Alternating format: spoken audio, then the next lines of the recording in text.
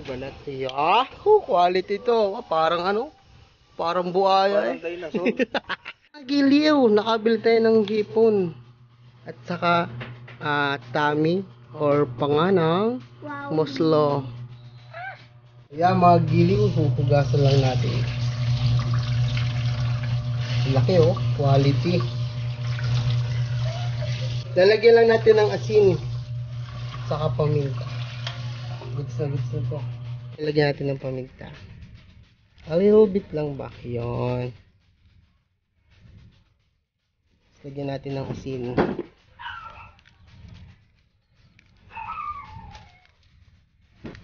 Massage lang natin yan. Pagilid-gilid na ganyan. Sa marination, ilagyan natin ng kalamansi.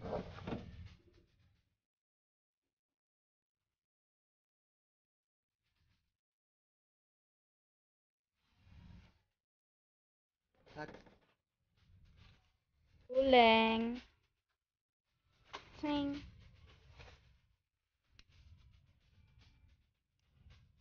Ganyang baga ang perfect para doon sa ating iniyaw na iyo. Mga gilew, atin ang kukunin ito. May kalahating oras din natin na babadyan dyan sa sarili niyang iya. So, minarinate natin kaunting yun.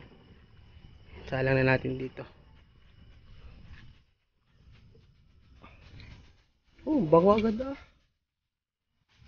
Ay, kita nyo ba nagalaw ng kanya? Nakaunat, oh. Ayos. Atin naman ang babalik rin mga giliw. Ay, tusta ng ilalim. Tusta ka doon. Ayos lang yan, meron kasi yung tinik. Meron ano. May balat. Yahoo! Quality to. Parang ano?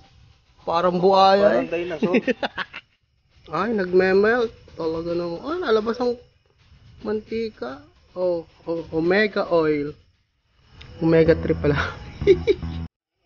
Giliw. Kita nyo kayo. Dadafan ulit natin. Para maluto na yan, oh. Yan. Lagyan sa sabaw. Tapos, balik ka rin ulit natin. Kaya ganito ang boses ko, hawak-hawak yung ilaw sa bibig ko. Yan, hagiw, oh. Isan. Isan cutie. Yan mga giliw. Wari ko yung luto na ito. Ano silang kukuhanin? Wala nang tumulong sa akin eh. Ngat-ngat ko. Sige natin ilagay. Kita na ko ang tawag na quality. Ayop na mga mag-iinom yan. Katapong pa.